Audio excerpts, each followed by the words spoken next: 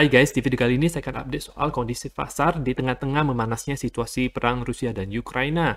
Dan ada juga kira-kira pola koreksi daripada Bitcoin itu bagaimana, skenario apa saja yang bisa terjadi. Ada juga beberapa technical analysis altcoin. Nama saya KLB dan saya menyajikan informasi seputar fundamental, technical, dan on-chain analysis. Tonton video ini sampai akhir agar informasinya lengkap dan bermanfaat.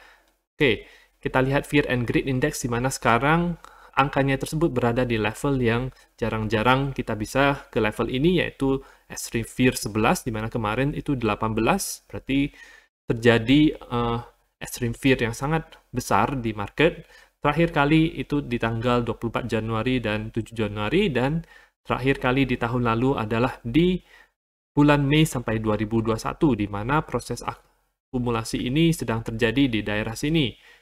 Apakah ini bisa menjadi suatu opportunity buat kita untuk beli? Bisa ya teman-teman. Jadi teman-teman bisa gunakan teknik DCA saja agar tidak terlalu sekaligus untuk masuk dan harga rata-rata teman juga bisa berada di bawah.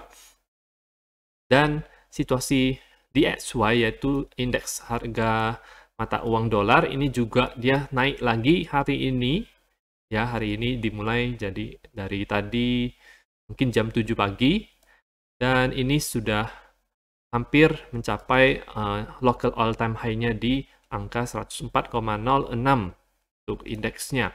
Ini akan menunjukkan membuat harga emas, saham, dan Bitcoin itu melemah, karena biasanya kalau kita lihat dari histori, nilai DXY ini dia berbanding terbalik dengan harga saham Bitcoin dan yang lainnya. Itu yang harus diperhatikan. Mungkin karena menjelang adanya Victory Day di Rusia di hari ini tanggal 9 Mei. Ya, kita harus lihat bagaimana nanti jam 11 akan mulai jam 7 di Rusia nanti di Moskow. Dan kita akan lihat berita-berita yang akan muncul dari situ. Kira-kira apa yang dilakukan oleh Vladimir Putin. Apakah hal yang dilakukan itu berdampak negatif kepada kripto? Kita akan lihat. Dan sekarang kita akan lihat ke harga Bitcoin untuk time frame daily. Kita akan lihat time frame weekly terlebih dahulu karena sudah close weekly. Close weekly-nya ini tembus di bawah daripada garis support yang sangat penting ini, dan ini menunjukkan bahwa sangat bearish situasi seperti ini. Hari ini juga, minggu ini juga dimulai dengan merah, jadi kurang baik untuk Bitcoin. Nah, yang saya mau share adalah kira-kira pola koreksi daripada Bitcoin itu bagaimana. Kalau kita ikuti pola koreksi Elliott Wave, ada beberapa skenario. Yang pertama adalah regular flats, di mana low yang di sini itu akan sama tingginya dengan low yang sebelumnya, yaitu di daerah sini. Daerah sini ya teman-teman. Jadi kalau misalnya kita samakan, maka dia akan ke angka 28.800. Kalau misalnya kita samakan low-nya. Oke. Kemudian kalau misalnya dia skenario-nya itu expanded flats, maka dia bisa lebih rendah dibandingkan dengan 28.800. Di mana itu C ini itu adalah 123,6% sampai 161,8% daripada wave AB yang ada di AB, berarti yang di sini. Kalau kita tarik Fibonacci-nya,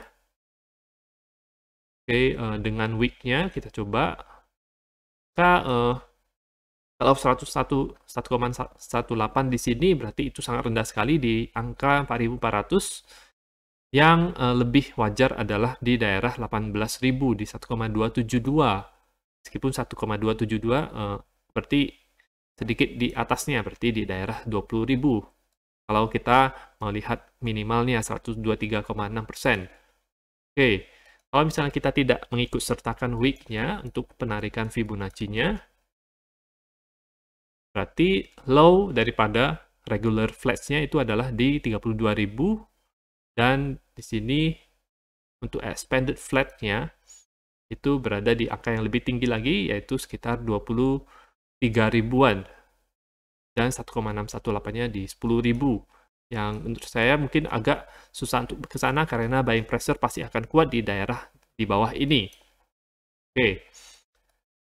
Skenario ketiga adalah dia running flat seperti ini, di mana C-nya itu dia lebih tinggi daripada A yang sebelumnya. Jadi C-nya ini akan lebih tinggi daripada di sini. Nah, kita harus lihat dulu karena situasi tidak terlalu bersahabat untuk bisa terjadi skenario yang kedua ini, yaitu expanded flats, di mana C itu akan lebih rendah daripada A karena situasi sekarang ini. Jadi kemungkinan bisa lebih rendah dibandingkan dengan 28.800. Itu skenario yang perlu kita perhatikan. Untuk time frame daily, dia sekarang berada di kotak biru daerah demand zone ini yang banyak volumenya. Jadi dari histori banyak pergerakan di daerah sini. Namun kalau misalnya tembus lagi ke bawah daripada ini, tembus di bawah 32.000, maka dia bisa ke level selanjutnya yaitu 30.000 bulan Juni 2021 di sini. RSI-nya ini dia sudah breakdown ke bawah dan mengarah ke bawah, jadi masih bearish. MACD juga masih bearish.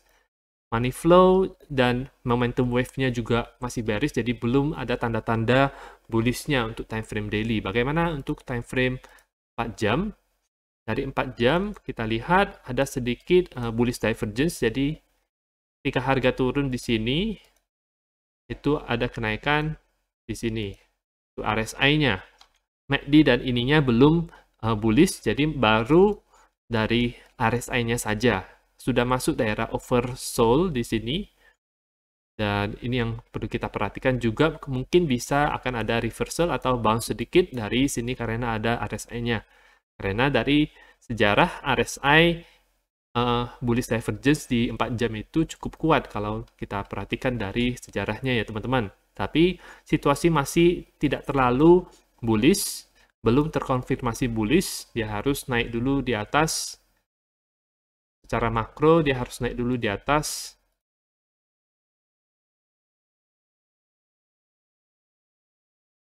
38.000, kemudian di daerah situ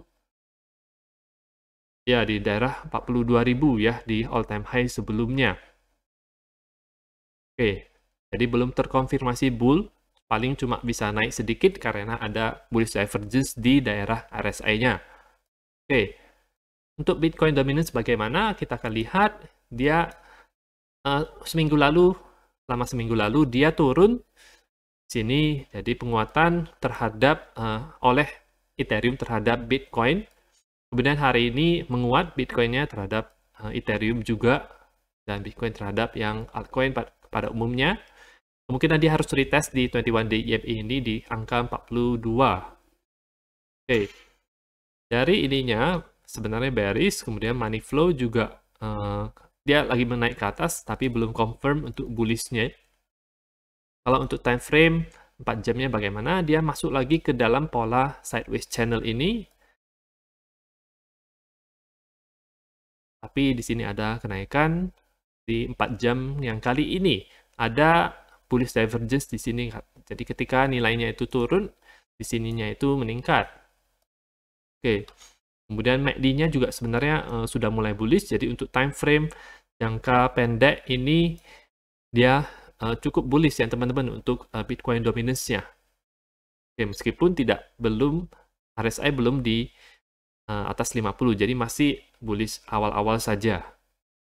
Oke, yang dimana masih rentan untuk terjadi rejection di daerah-daerah kritis ya. Jadi bisa turun dari situ. Untuk altcoin bagaimana? Altcoin juga yang pertama adalah Ethereum menurun sama seperti Bitcoin.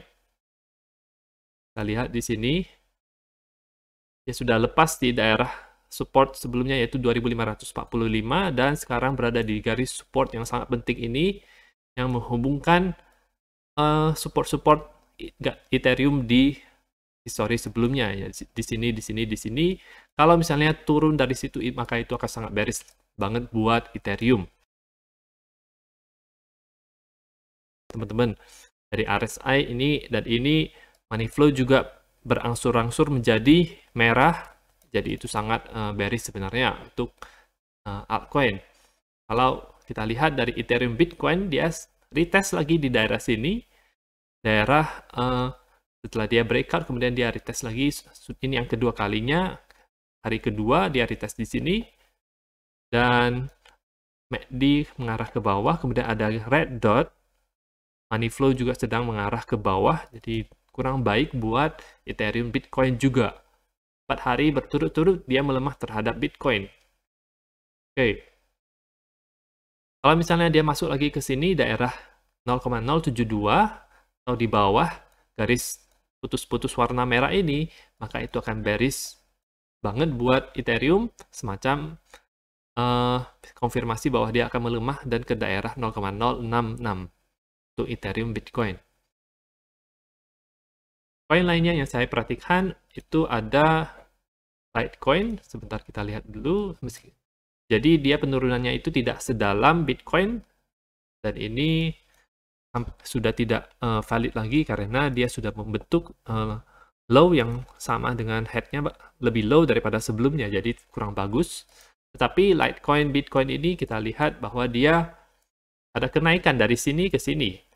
Dari tanggal 1 Mei sampai ke sini, dia naik dan sekarang rejected di resistance dari pola triangle ini. Jadi kemungkinan besar dia akan turun dulu dari sini ke level-level yang penting. Mungkin bisa ke daerah sini lagi, 0,0025. Itu untuk Litecoin.